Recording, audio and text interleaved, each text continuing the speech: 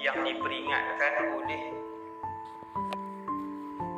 penghulu segala Nabi dan Rasul Muhammad sallallahu alaihi wasallam.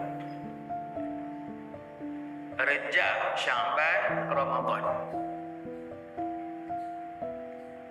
Pasal apa selalu kita dengar di masjid doa, wahai Allah, berkatilah kami dalam bulan Rejab, berkatlah kami dalam bulan Sya'ban, bagilah kami sampai bulan Ramadan.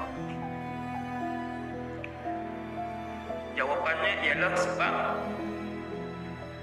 Nabi bila masuk Rejab, bila masuk satu Rejab, sahabat boleh tengok perubahan ibadah yang Nabi buat dan kebaikan yang Nabi buat. Bila masuk Rejab, Nabi tambah, Nabi gandakan.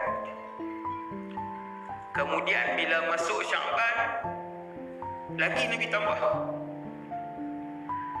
Bila masuk Sya'ban, sahabat kata, sepanjang kami hidup dengan Rasulullah, antaranya Sayyidatuna Aisyah, isteri Nabi, sepanjang kami hidup dengan Rasulullah, tak ada bulan yang Nabi puasa sunat lebih banyak daripada bulan Sya'ban.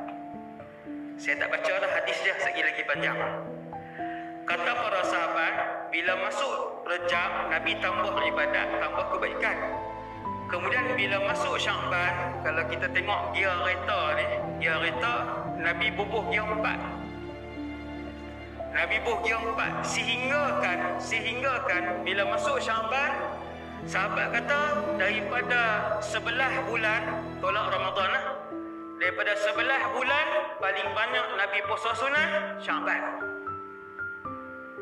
Sahabat pun tanya Nabi, selain Sayyidatina Aisyah, ada sahabat lain tanya, ya Rasulullah, kenapa paling banyak puasa sunat dalam bulan Sya'ban? Kenapa?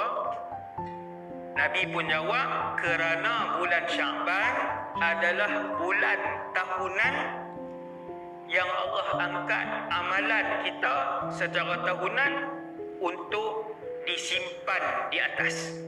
Maka Nabi pun kata, aku suka sekiranya ketika amalan aku diangkat, dalam keadaan malaikat tulis dia sedang berpuasa.